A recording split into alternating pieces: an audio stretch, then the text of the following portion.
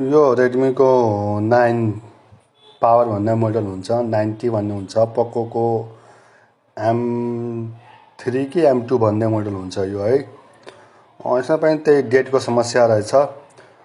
कस्टमरलाई खर्च भन्दाखेरि कस्टमर अलिकति तर्सियो भनौँ न, महँगो भयो कस्टमरलाई। अनि अर्को ठाउँ लगेको थियो बनाउनलाई, उसले झन् बिगारेर पठाइदिएछ, बन्दैन भनेर पठायो।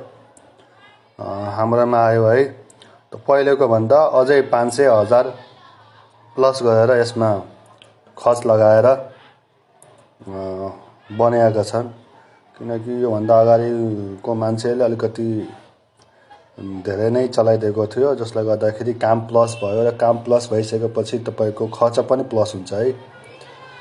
त्यसैले सकभर अलिकति विश्वासिलो, अलिकति राम्रो हैन, ठिक्क बनाइदिने खालको